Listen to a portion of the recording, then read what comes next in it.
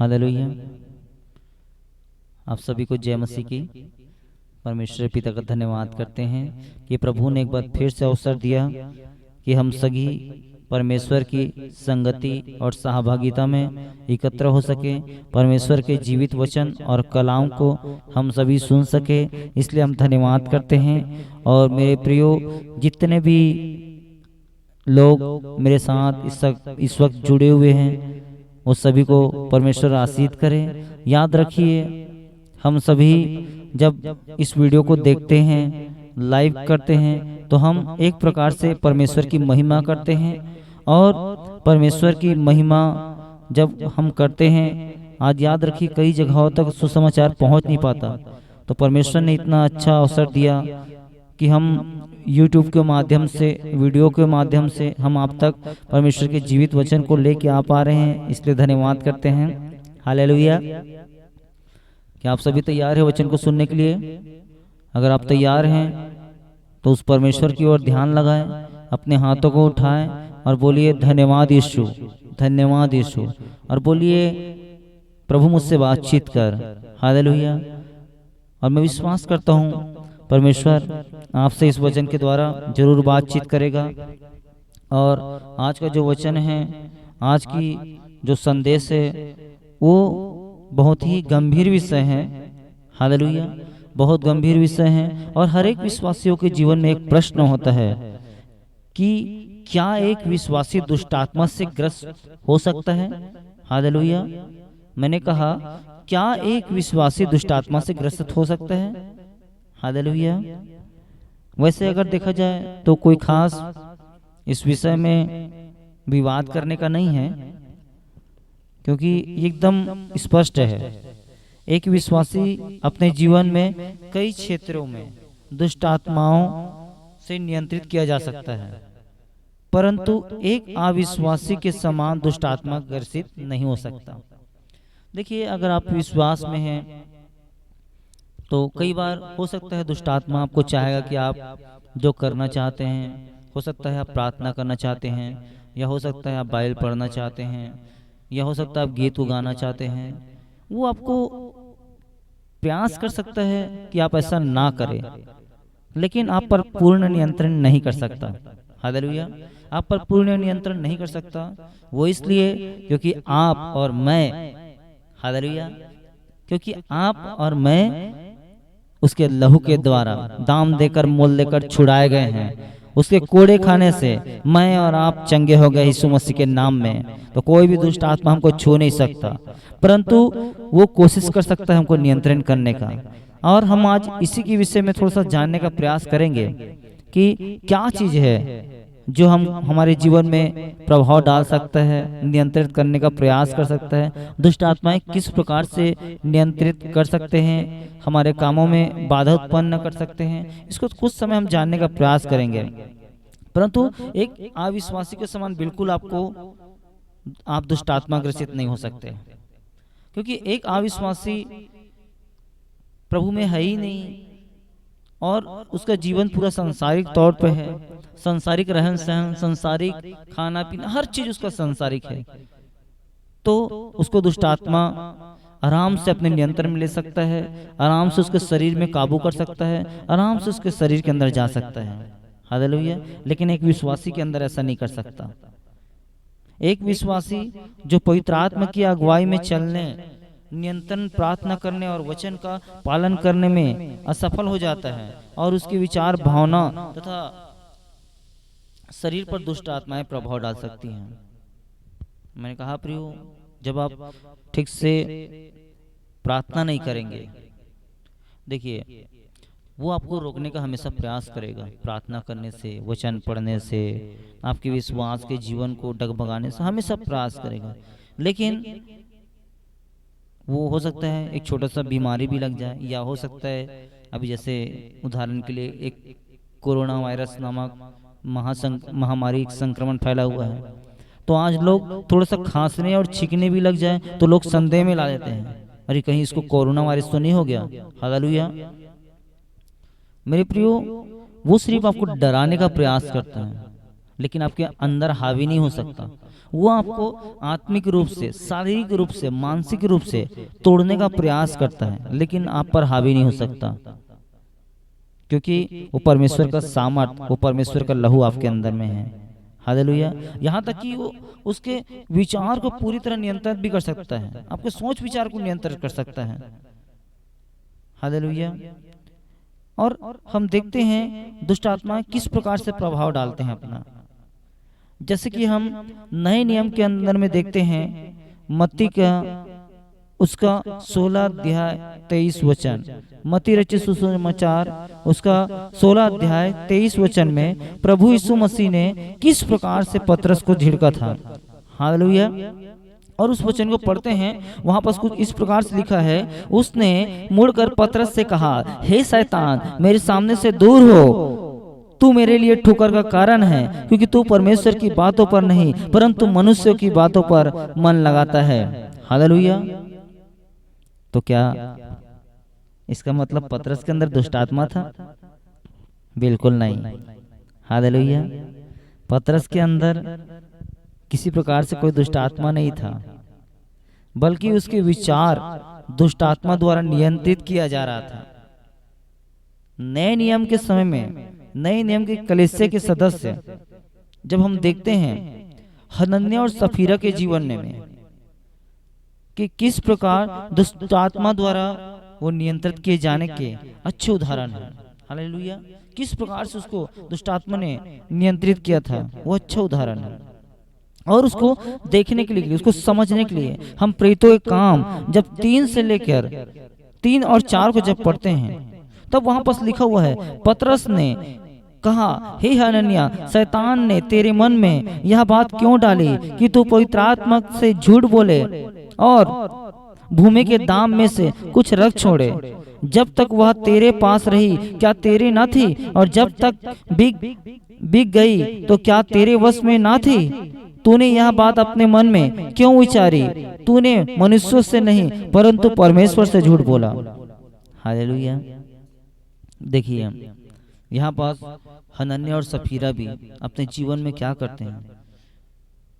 परमेश्वर से झूठ बोलते हैं, पर पवित्र आत्मा की निंदा करते हैं, झूठ बोलते हैं।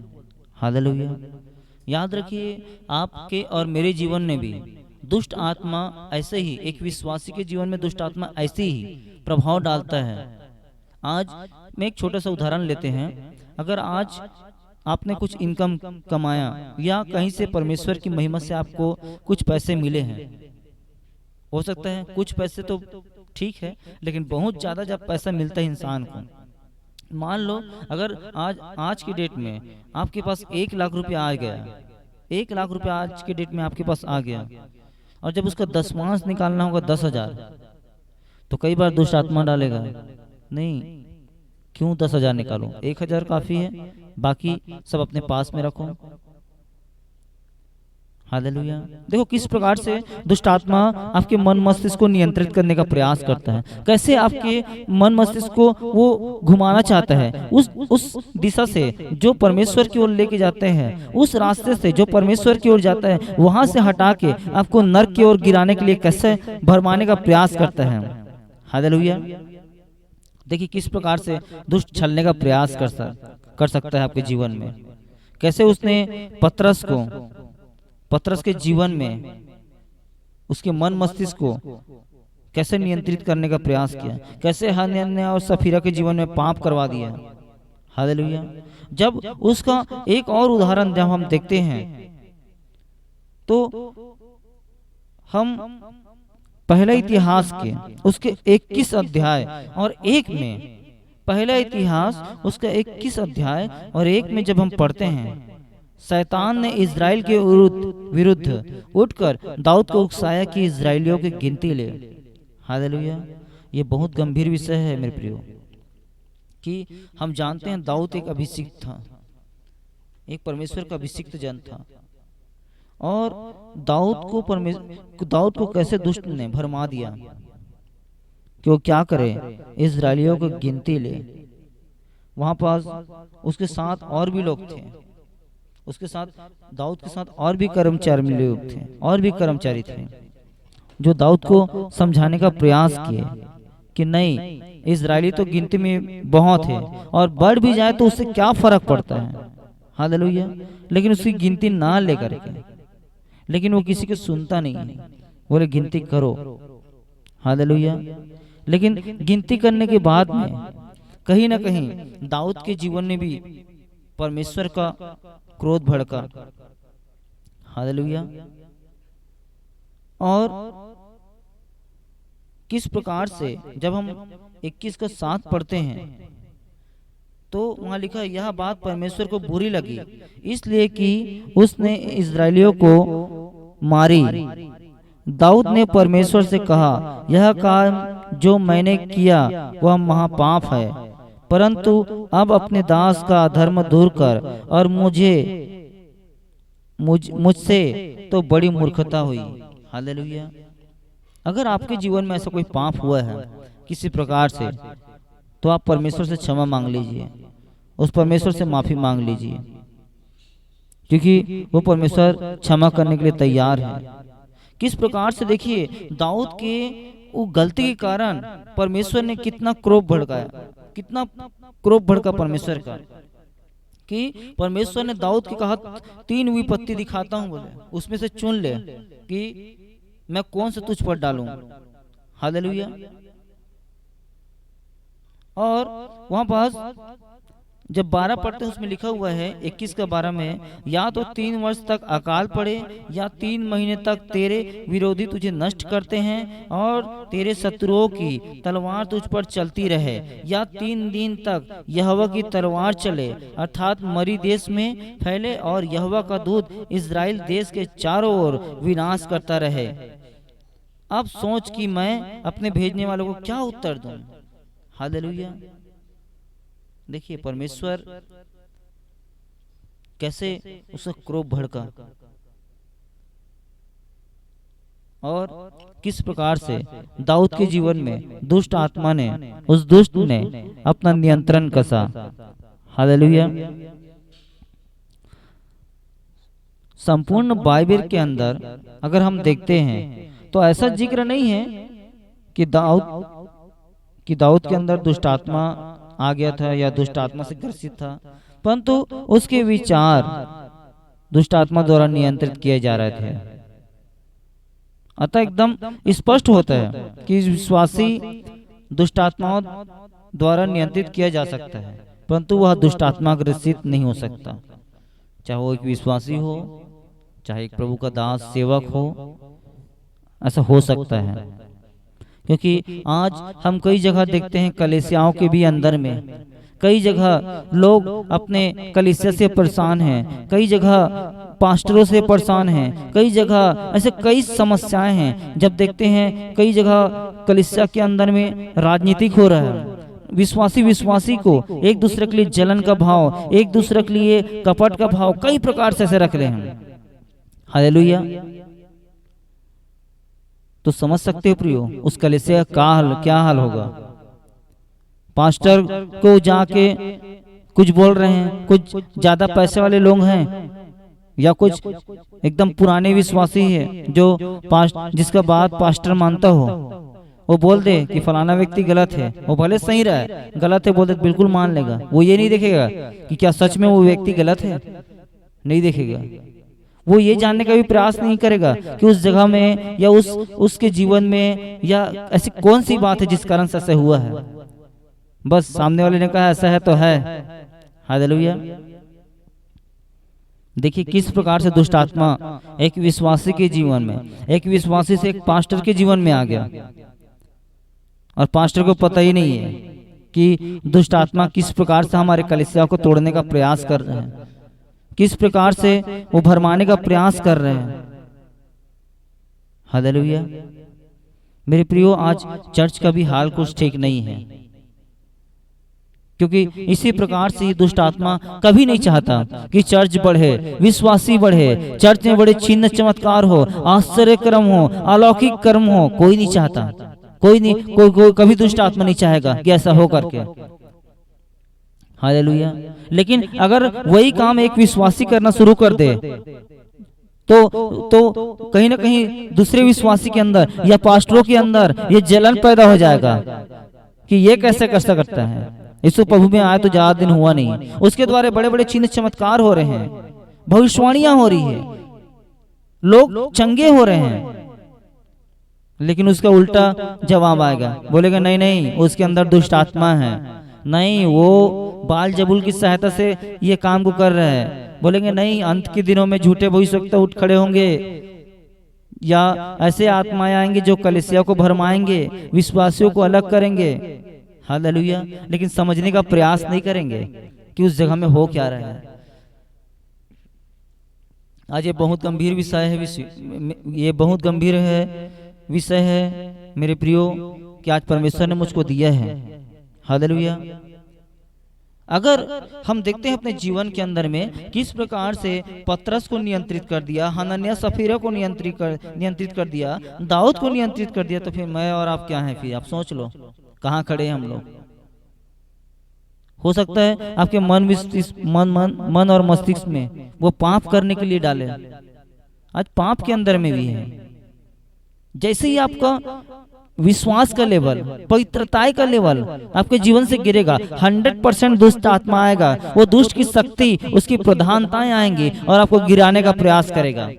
वो कहीं ना कहीं आज आप 1 दिन प्रार्थना मत करो, 2 दिन प्रार्थना मत करो, 3 दिन प्रार्थना मत करो, चौथे दिन आपको मन खुद ब खुद होगा कि मैं प्रार्थना नहीं करूंगा, क्योंकि वो यही तो चाहता है कि आप ना करें। क्योंकि मालूम है जब आप प्रार्थना करेंगे तो आप दुष्ट को कुचलने के लिए तैयार हैं। जब आप प्रार्थना करेंगे उसको रौंदने के लिए तैयार हैं, आप उसको कुचलने के लिए तैयार है यीशु मसीह के नाम में।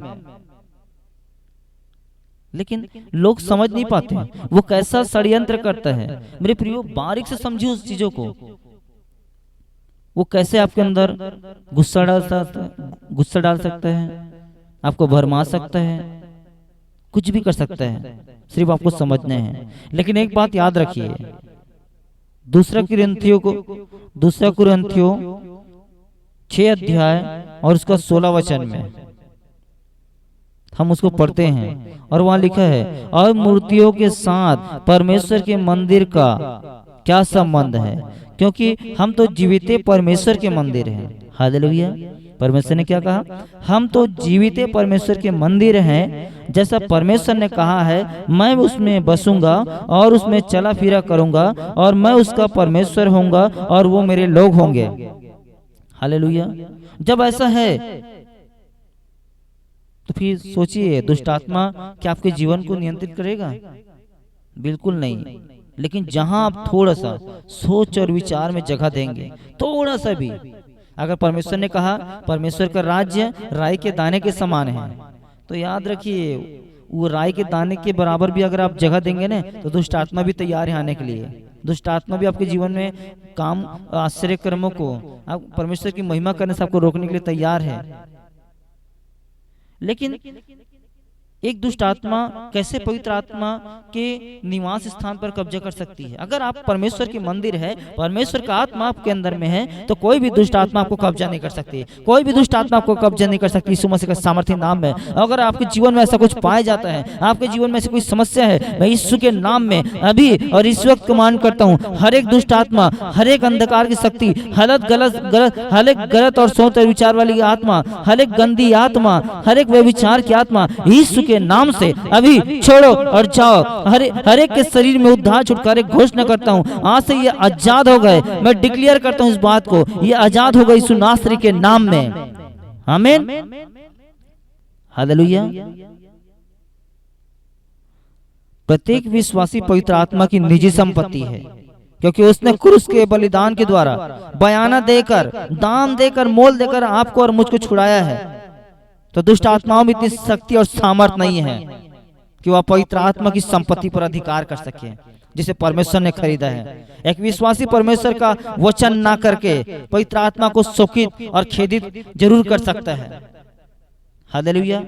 और अगर इसके बारे में आप जानना चाहेंगे तो उसके लिए आप निकाल लीजिए यशायाह की किताब, हालेलुया, इफिसियों की किताब उसका 4 और 30 को जब पढ़ेंगे, इफिसियों की किताब उसका 4 और 30 को जब पढ़ते हैं, वहां इस प्रकार से लिखा है, परमेश्वर के पवित्र आत्मा को शोकित मत करो जिससे तुम पर छुटकारे के दिन के लिए छाप दी गई है। याद रखिए, परमेश्वर का जो वादा है, परमेश्वर ने हमको वो छाप दिया है। परमेश्वर ने स्वर्ग जाते हुए क्या कहा था कि मैं पिता से विनती करूंगा कि वो तुम्हें सहायक की आत्मा, पवित्र आत्मा दे करके। आज ये हमारे लिए चिन्ह है कि हम पवित्र आत्मा से परिपूर्ण हैं। हालेलुया। और यशायाह नबी की किताब उसका 63 अध्याय 10 वचन में जब पढ़ते हैं तो वहां पर लिखा हुआ है, तो भी उन्होंने बलवा किया और उसके पवित्र आत्मा को खेदित किया, इस कारण वह पलटकर उनका शत्रु हो गया और स्वयं उनसे लड़ने लगा। हालेलुया। क्या आप चाहते हैं कि पवित्र आत्मा का निंदा करें? क्या आप चाहते हैं कि परमेश्वर आपके खिलाफ में खड़े हो जाए? बिल्कुल नहीं मेरे प्रियो।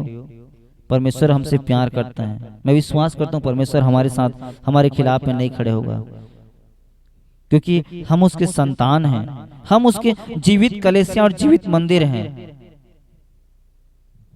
हालेलुया। परमेश्वर हमसे बहुत प्यार करता है, आपसे और मुझसे बहुत प्यार करता है। वो यही चाहता है कि मैं और आप परमेश्वर की महिमा में बढ़े, परमेश्वर के राज्य के लिए काम करें।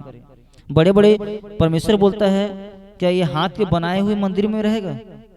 क्या हाथ के बनाए हुए परमेश्वर में मंदिर में बसता है परमेश्वर? नहीं। परमेश्वर ने कहा आप और मैं परमेश्वर के जीवित कलीसिया हैं। आप और मैं उस परमेश्वर की कलीसिया हैं। हालेलुया। आज बड़े बड़े कलीसिया बनाने से कुछ नहीं होता।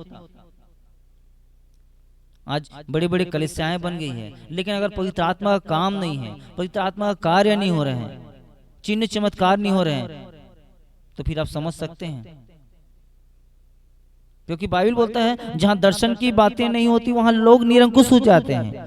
हालेलुया। मैं ऐसा नहीं बोल रहा हूं भाई कि कलीसिया के अंदर दुष्ट आत्मा काम कर रहे हैं या दुष्ट आत्मा है, वो आप जानिए।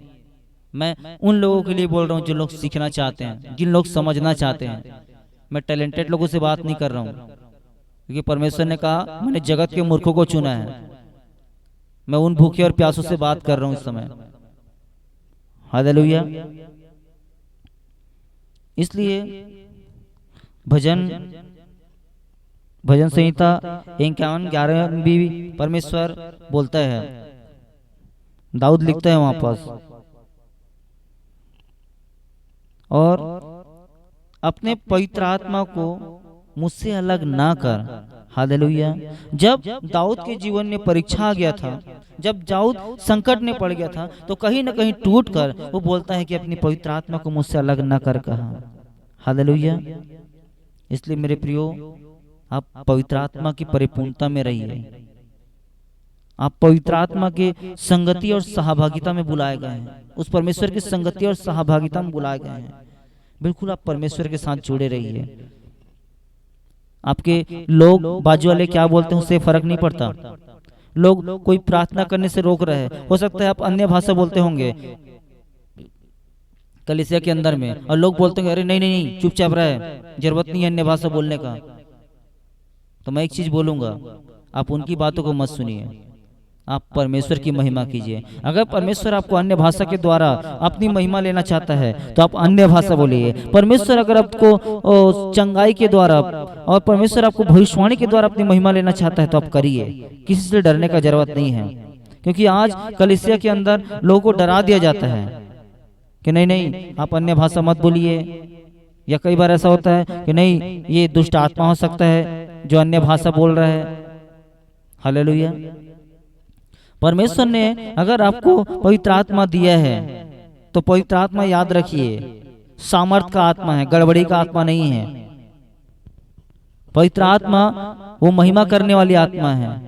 पवित्र आत्मा परमेश्वर की इच्छा के अनुसार आपके जीवन में उन कार्यों को प्रकट करता है, उन कार्यों को करने के लिए प्रेरित करता है जिसके लिए परमेश्वर ने आपको बुलाया है, आपको चुना है। हालेलुया।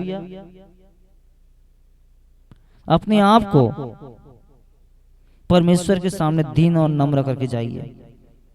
दाऊद पाप में गिर गया, उसके बावजूद भी परमेश्वर से विनती करता है कि अपने पवित्र आत्मा को मुझसे अलग मत कर, बोलता है अगर आपके जीवन में ऐसा कुछ है तो आप परमेश्वर से प्रार्थना कीजिए। हो सकता है आप बीते हुए दिनों में किसी प्रकार से कोई पाप किए होंगे या कोई पाप में गिर गए होंगे और आपको लगता होगा कि नहीं अब मेरा जीवन पूरा टूट चुका है, आपका प्रार्थना का लेवल गिर गया है। कोई बात नहीं है, आप दाऊद की तरह माफी मांग सकते हैं। आप दाऊद की तरह बिल्कुल परमेश्वर के समीप जा सकते हैं, माफी मांग सकते हैं, क्योंकि इब्रानियों 12:6 के अनुसार परमेश्वर अपने बच्चे को अपने शत्रु के हाथ नहीं छोड़ सकता, चाहे कुछ भी हो जाए। परंतु इसके विपरीत बाइबल यह भी स्पष्ट बताती है कि वे लोग जो कहलाते हैं तो हैं प्रभु के नाम के और अत्यंत आत्मिक होने का ढोंग भी करते हैं, परंतु उसका मन प्रभु की ओर नहीं लगा होता, नहीं होता। वे दुष्ट आत्मा से भी ग्रसित हो सकते हैं। हम सुसमाचार में देखते हैं कि यहूदा इस्करियोती के विषय में कि शैतान कैसे उसके ऊपर समाज जाने का वर्णन पर हम देखते हैं बाइबल में।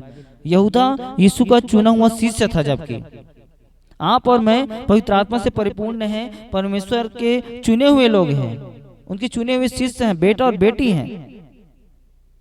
परंतु आप समझ सकते हैं यहूदा इस्करियोती के जीवन में शैतान ने कैसे नियंत्रित किया होगा। प्रेतों में से एक था, परंतु फिर भी शैतान उसमें समा गया। क्यों और कैसे? सुसमाचार ही इस प्रश्न का उत्तर देता है कि यहूदा यीशु की संगति में जरूर था, परंतु उसका मन यीशु की ओर नहीं था, वरन धन की ओर लगा रहता था। सुसमाचार बताते हैं कि वह सेवकाई के धन में से चोरी करता था। यूहन्ना 12:4 जब पढ़ेंगे तो आपको मिल जाएगा। यीशु के लगभग सभी वचनों में सुने थे। सभी हम वचन जब सुनते हैं, बाइबल के अंदर में पढ़ते हैं, तो उस वचन पर चलने में भी सफल नहीं हो पाया था। यीशु द्वारा किए गए आश्चर्य कर्म को देखने के बावजूद उसने अपना जीवन यीशु से दूर रखा। आखिर क्यों? आप और मैं जब इतने आश्चर्य कर्म को जानते हैं, परमेश्वर की महिमा को जानते हैं कि उस परमेश्वर ने कैसे बड़े बड़े जलाल के काम आपके और मेरे जीवन में किए हैं, कैसे आश्चर्य कर्म किए हैं। हो सकता है आप किसी गरीबी के अंदर से रहे होंगे, पाप के अंदर से रहे होंगे, समस्या के अंदर से रहे होंगे, लेकिन आज उस परमेश्वर ने निकाला है, उस परमेश्वर ने हमको अलग किया है। लेकिन क्या आज भी हम परीक्षा के अंदर में हैं? क्या आज भी हमारे अंदर यहूदा इस्करियोती की तरह सोच और विचार है? ऐसा तो नहीं। आप खुद समझिए, यहूदा यीशु के द्वारा एक चुनाव गया हुआ चेला था। यीशु के द्वारा कितने आश्चर्य कर्म उसने देखे थे अपने जीवन में, फिर भी अपने आप को उसने दूर रखा। आज आप और मैं भी जब प्रभु में आए, कितने आश्चर्य कर्म हमारे जीवन में हुआ, लोगों के जीवन में देखे, फिर भी अगर हम कहीं दूर रखते हैं तो सावधान हो जाइए, कहीं ना कहीं आपको दुष्ट आत्मा दूर करने का प्रयास कर रहे हैं। कई बार लोग अपने जीवन में कुछ गलती करते हैं, तो जब अपने, चाहे वो पास्टर हो, चाहे आत्मिक गुरु हो, पिता हो, किसी के पास जाने से पहले भी अपने आप को छिपाते रहते हैं, डरते रहते हैं, मैं जाऊं या ना जाऊं, जाऊं या ना जाऊं करके। हालेलुया।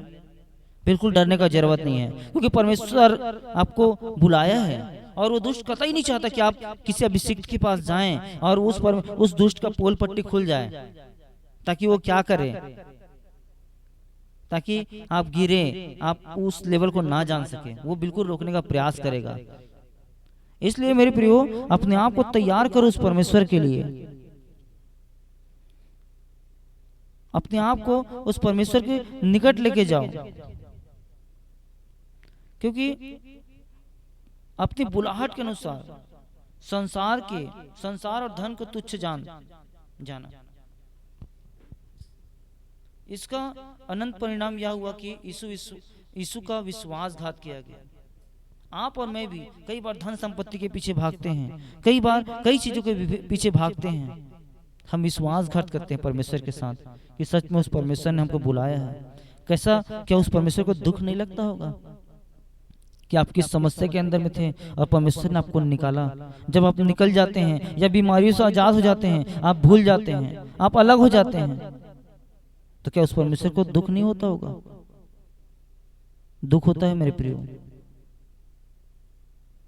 यहूदा के समान नामधारी मसीह नहीं मत बनो, एकदम स्पष्ट बता रहा हूं, यहूदा के समान नामधारी मसीह मत बनो। यहूदा की तरह आज अनेक मसीह लोग यीशु की संगति में चर्च में आते हैं, प्रवचन सुनते हैं, यहूदा की तरह ही प्रभु भोज भी सहभागी होते हैं। जब आप यूहन्ना 13:25 से 27 पढ़ेंगे, यूहन्ना का 13 अध्याय 25 से 27 पढ़ेंगे तो उसका वर्णन मिलेगा, परंतु आज उनका जीवन यीशु से दूर है। ऐसे मसीह जीवन सही नहीं है। मेरे प्रियो, अपने आप को परमेश्वर के निकट जीवता भावता बलिदान चढ़ाइए, यीशु को समर्पित कीजिए, नहीं तो दुष्ट आत्मा आपको आराम से शिकार कर सकता है। आपके शरीर पर दुष्ट आत्माएं आराम से कब्जे करने का कर सकता है। आपके फाइनेंस में, आपके काम में, आपके बिजनेस में कुछ भी कर सकता है। आपके जीवन में बीमारियों से आपको पीड़ित भी कर सकता है। इसलिए आप समझने का प्रयास कीजिए कि छोटा सा गलती हमको कितना दूर परमेश्वर से ले जा सकता है, कितना परमेश्वर हमसे प्यार करता होगा। आत्मिक जीवन पर दुष्ट आत्माएं अधिकार जमा लेती हैं।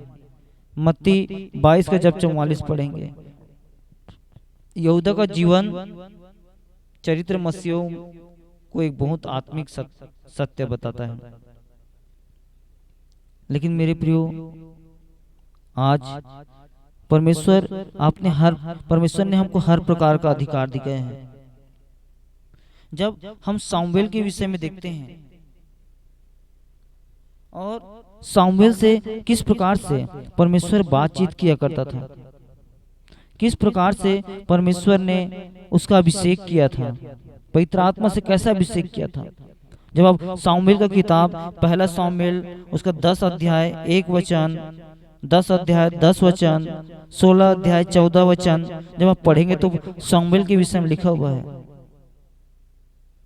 कि कैसे सामुएल के जीवन में भी परमेश्वर ने अभिषेक किया, उसको बुलाया, चुना, लेकिन कहीं ना कहीं सामुएल के जीवन में भी कुछ तो समस्याएं थी। जब हम देखते हैं सामुएल ने शाऊल से कहा, क्या यहोवा होम बलि और मेल बलि से उतना प्रसन्न होता है जितने कि अपनी बात के माने जाने से प्रसन्न होता है। सुन, मानना तो बलि चढ़ाने से और कान लगाना मेड़ बलि की चर्बी से उत्तम है। देख, बलवा करना और भावी कहने वाले से पूछना एक ही समान पाप है, और हट करना मूर्तों और ग्रह देवताओं की पूजा के तुल्य है। तूने जो यहोवा की बात को तुच्छ जाना, इसलिए उसने तुझे राजा होने के लिए तुच्छ जाना। हालेलुया। किस प्रकार जब सामुएल भविष्यवक्ता प्रभु में सो गया था तो शाऊल क्या कर रहा था उस समय? एक भावी कहने वाले के पास चले गया। हालेलुया। कि वो शाऊल की आत्मा को बुलाएं और उससे बातचीत करे। कैसे देखो दुष्ट आत्मा उसके जीवन में काम कर रहे हैं। वचन बताता है कि शाऊल परमेश्वर की आज्ञाओं का पालन करने में असफल हो गया तथा उसकी अज्ञानता इतनी बढ़ गई थी कि यहोवा का आत्मा शाऊल पर से उठ गया और यहोवा की ओर से एक दुष्ट आत्मा उसे घबराने लगा। हालेलुया। परंतु गौर करने वाली बात यह है कि यहूदा इस्करियोती के वर्णन की तरह यह भी बताया गया है कि परमेश्वर की अनुमति से ही दुष्ट आत्मा ने शाऊल पर कब्जा कर लिया। हालेलुया।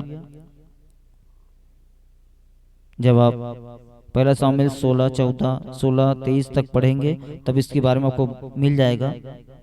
अतः यह स्पष्ट होता है कि मसीह दुष्ट आत्मा ग्रसित तब हो सकता है जब पवित्र आत्मा को तुच्छ जानकर उसकी निंदा करे, उसकी आज्ञाओं को ना माने, तब वो नियंत्रित हो सकता है। हालेलुया। आयुब के जीवन में भी हम देखते हैं कि किस प्रकार से आयुब के जीवन में दुष्ट परीक्षा लेके आया, किस प्रकार से उस दुष्ट ने आयुब के जीवन में परीक्षा लिया। हालेलुया। परमेश्वर अपने लोगों के चारों ओर आत्मिक बाड़ा बांध रखता है। ये दुष्ट आत्माएं आराम से जानती हैं, वो डेविल जानता है कि आपकी ओर परमेश्वर के, आपकी चारों तरफ परमेश्वर के सरदूत हैं, उसके बाड़ा हमेशा आपके साथ रहता है, जिसके कारण शैतान और दुष्ट आत्मा को छू भी नहीं सकती। एक मसीह स्वयं पाप या अनाज्ञाकारिता के कारण आत्मिक बाड़ा को तोड़ता है, अपनी गलतियों के कारण उस बाड़े को तोड़ता है जो परमेश्वर आपके लिए और मेरे लिए किया हुआ है। हालेलुया। आज हम कवरिंग के अंदर में क्यों नहीं होते हैं? क्यों लोग बोलते हैं कि मेरा आज ये समस्या है, मैं इससे परेशान हूं, या मेरा ये नहीं हो रहा है, मैं कर्जे में हूं, या मेरे ये काम नहीं बन रहा। क्यों नहीं होता?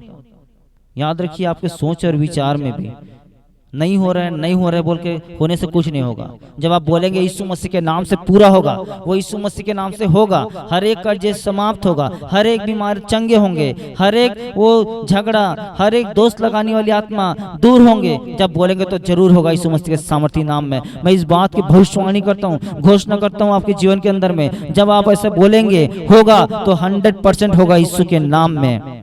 हालेलुया। क्योंकि उस परमेश्वर ने हमको हर एक प्रकार का सामर्थ दिया है, हर एक बाड़ा को तोड़ने का। जो बाड़ा तोड़े उसका सर्प डसेगा, लिखा है सपोपदेशक की किताब में जब आप पढ़ेंगे 10:8 में। जैसे ही हम उसकी कवरिंग से बाहर निकलते हैं, याद रखिए वो सांप जिसे आप कुचलने वाले थे वो आपको डसने के लिए तैयार है।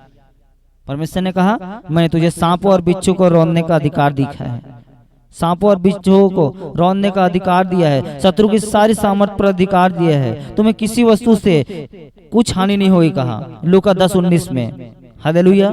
स्पष्ट बताती है। क्योंकि जो आप बोलिए, मेरे साथ बोलिए, जो मुझ में है, जो मुझ में है वो उस संसार से बड़ा है, जो मुझ में है उससे, जो संसार में है उससे बड़ा है। पहला यूहन्ना 4:4 के अनुसार।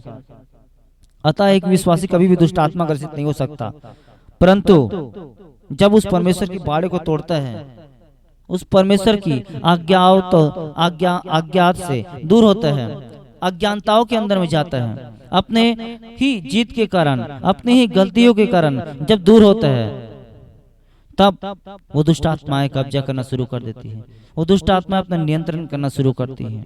हालेलुया। मेरे प्रियो, आज बहुत से समस्याएं हैं जीवन के अंदर में।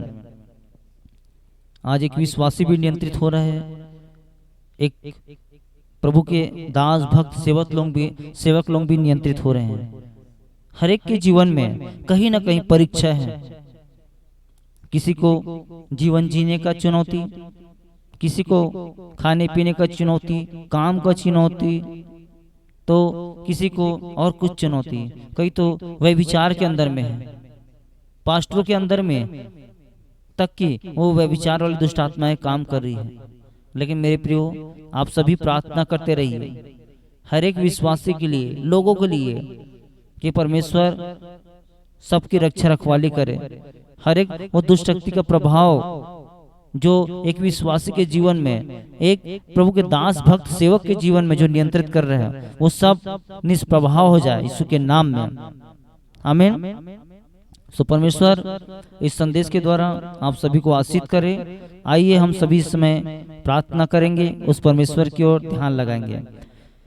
हमारे सर्वशक्तिमान दयालु अनुग्रहकारी प्रेम परमेश्वर पिता, इस जमीन और आसमान के बनाने सृष्टि सृजनहार प्रभु जी, एक बार फिर से आपके प्रिय बेटे प्रभु यीशु नासरी के नाम से आपके अनुग्रह के सिंहासन के निकट आते हैं, आपके चरणों की चौकी में आते हैं। आज के सुंदर दिन समय के लिए धन्यवाद करते प्रभु जी कि हम सभी जीवित पाए जाते हैं, इसलिए हम धन्यवाद करते हैं। प्रार्थना करते विनती करते प्रभु जी, आज का जो वचन है परमेश्वर पिता, वो 30 नहीं 60 नहीं लेकिन 100 गुना फलवंत हो जाए यीशु के नाम में। हर एक के जीवन में परमेश्वर पिता आज एक काम करे। पवित्र आत्मा जी हम आपसे प्रार्थना करते, विनती करते, निवेदन करते प्रभु जी, अपने सामर्थ को, अपने जलाल को, अपने व्यवहार को एक एक के जीवन में उंडेल दे परमेश्वर पिता। और आज एक एक लोग जो समस्या के अंदर में, परेशानी के अंदर में पाए जाते हैं, हर एक वो बाड़ा जो दुष्टों के द्वारा इनके लिए किया गया है, आज हर एक बाड़ा और दुष्ट की युक्ति और शक्ति को तोड़ता हूँ यीशु के नाम में। हर एक वो परमेश्वर पिता शत्रु के गढ़ों को मैं ढाता हूँ यीशु के नाम में। वो यरीहो की दीवार जो परमेश्वर पिता इसके नौकरी में, इनके जीवन में, इनके परमेश्वर पिता काम में, इनके किसी भी चीजों में जो यरीहो की दीवार खड़ा किया गया, आज वो यरीहो की दीवार ढा जाए यीशु मसीह के सामर्थी नाम में। प्रार्थना करते हैं जितने बीमार हो सब चंगे हो जाएं, सारे बीमार चंगे हो जाए यीशु के नाम में। हर एक लकवे की बीमारी छोड़े और जाए यीशु के नाम में। हर एक वो हार्ट का प्रॉब्लम छोड़े और जाए यीशु के नाम में। हर एक वो माइग्रेन, गंदा सोच विचार यीशु के नाम से जाने के लिए घोषणा करते हैं। हर एक प्रकार का दर्द, वो कमर का दर्द, घुटने का दर्द, जाए यीशु के नाम में, छोड़े और जाए यीशु के नाम में। अब आपने कहा प्रभु मैं तुम्हें नया कर दूंगा, कहा उस सिंहासन पर है वो सब कुछ नया कर देगा प्रभु। आज से एक एक लोग के जीवन में सब नया हो जाए यीशु के नाम में, सब कुछ नया हो जाए यीशु के नाम में। क्योंकि आपको वचन कहता है जो द्वार मैं खोलता हूं उसे कोई बंद नहीं कर सकता यीशु के नाम में। हर एक बंद द्वार खुले यीशु के नाम में। हर एक कर्जे का श्राप टूटे यीशु के नाम में। हर एक बीमारी का श्राप तोड़ता हूं यीशु के नाम में। हर एक बांझपन का श्राप टूटे यीशु के नाम में प्रभु जी।